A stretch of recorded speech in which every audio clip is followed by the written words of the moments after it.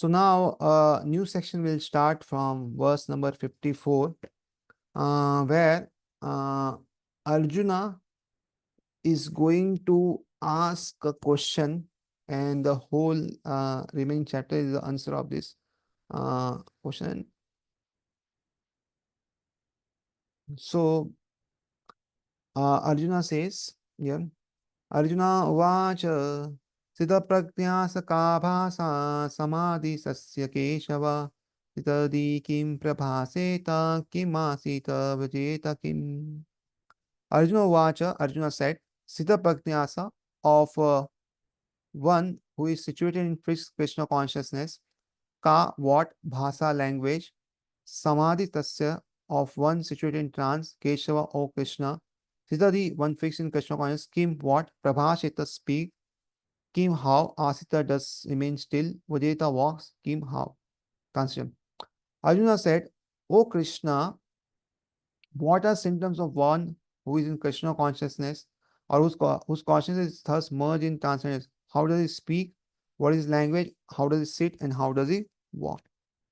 So, actually, Krishna, Arjuna is asking Krishna here that what is the person who is self-realized or a Jivan Mukta? That is Siddha Bhagya. So this person is a self-realized soul, and how does he speak? What are general symptom? What ka bhasha? Bhasha means what does he see? What is the general symptom? What are general symptom? What is things he do? And then it is written that ka bhasa, फिर किम प्रभाषित. So Samaj Keshav and Sitadi Kim Prabhashita. Prabhashita means what? So how does he speak when he receives some praise or some blame, some affection or hate? So how does he say externally, internally? So how does he receive things? So that is Kim Prabhashita.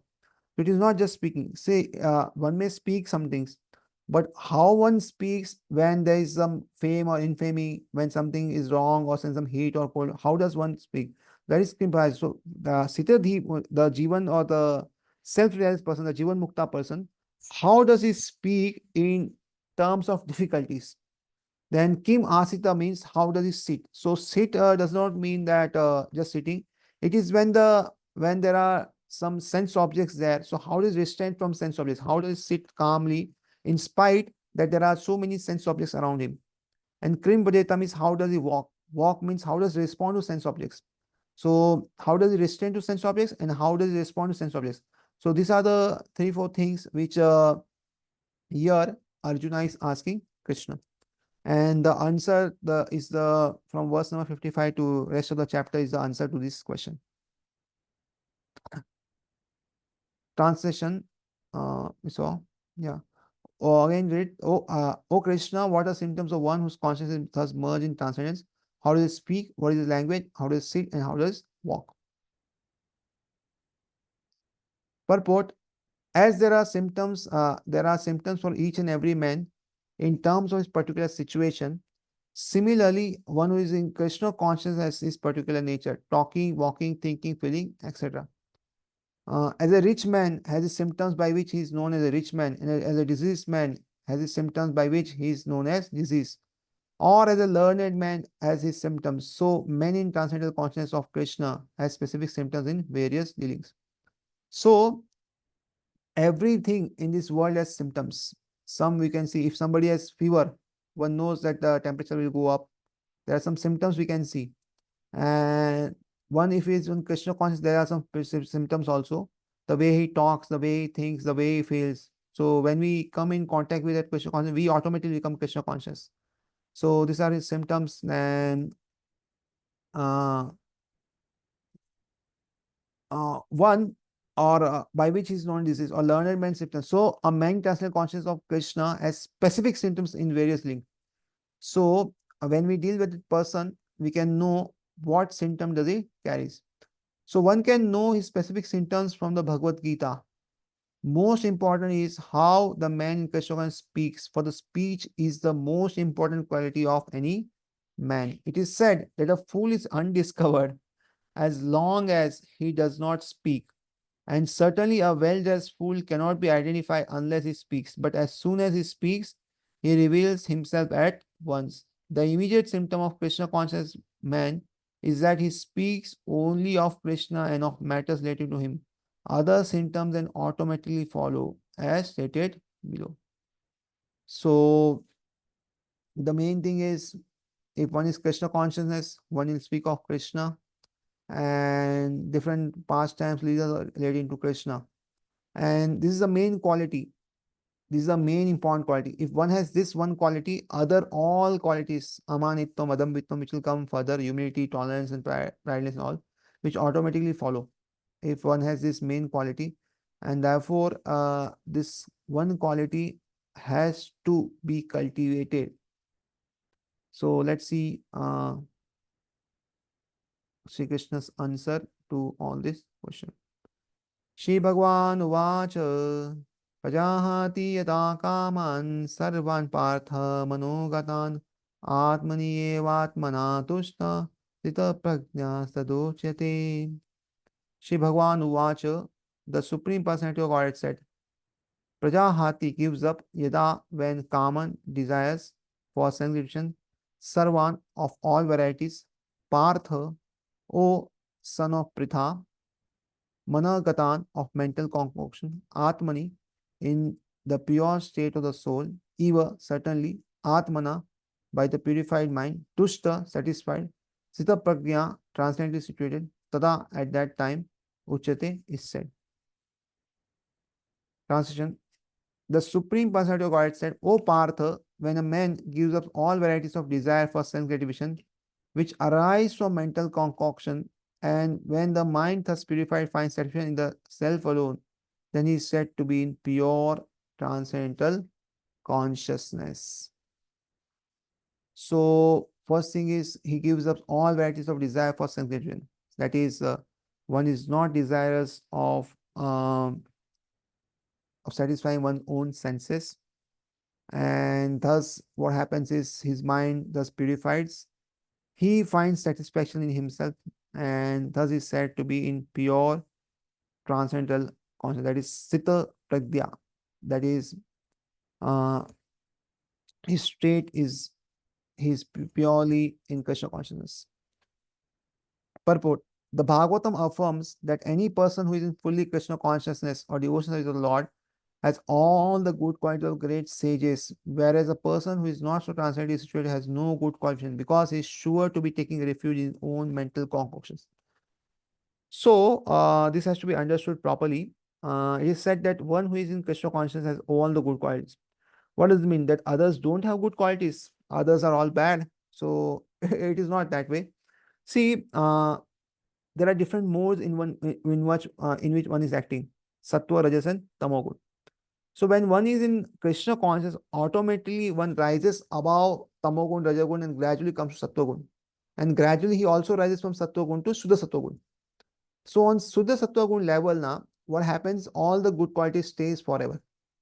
But when one displays some good qualities in this material world, generally it is because of the God of mode of goodness. And what happens is these modes like goodness, passion, ignorance, generally there's a tendency that there will be some shift. Somebody in the mode of goodness may after some time come to the mode of passion or ignorance, or sometimes somebody may in the mode of passion may come to mode of goodness also. So the good qualities stay when one is in the mode of goodness. But what happens is gradually with association, with time factor, and so many things coming up, there is decline in this mode of goodness also. And therefore, the good qualities which one has, if one is not Krishna consciousness, gradually dwindles away. And that is what is said here. So we have so many examples. I have a friend, and she had a friend who she was a Brahman, Pakka Brahman, and she get married. She had a love marriage, and his husband used to eat all the non-veg and all, which generally we don't eat. So what happened in the initial stage, because she was a Brahmin, she had never ate any meat or anything. She used to just cook for his husband, but she never used to take anything. And in this way, she maintained her conscience and everything. taking care that no living entity should be hurt and all.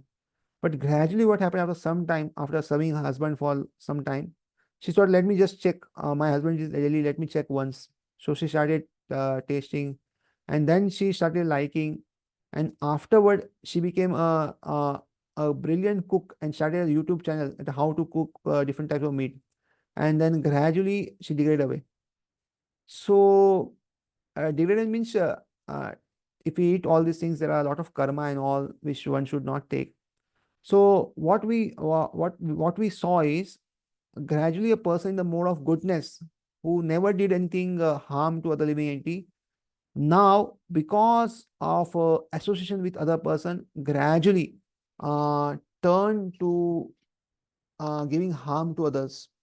So therefore, if one is not in Krishna consciousness, one has no stability in Krishna or in the any Lord or Vishnu or something, then what happens is the foundation is weak and it shakes, and therefore one can gradually move from the mode of goodness to other modes.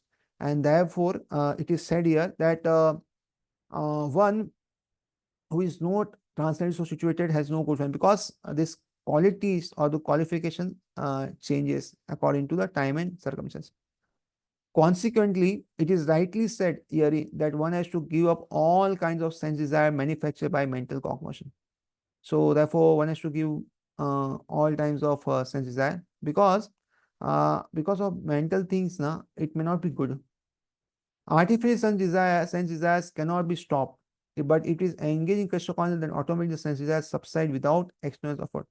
So one cannot say that I will do not do this, I will not do this, I will not do this. Then the problem is, what will you do? So the better option is to whatever we do it for Krishna. So if we do everything for Krishna, if we engage ourselves in Krishna conscious activities, then automatically the wrong thing will stop. We not do external effort that, oh, stop this, stop this, stop it. No, automatically everything will be done. Therefore, one has to engage himself in Krishna consciousness without hesitation. For this devotion service will instantly help one onto the platform of transcendental consciousness. So, what is our duty? Is our duty is to engage ourselves fully in Krishna consciousness, and if we do this, then we will be on transcendental consciousness, and we can do whatever is needed.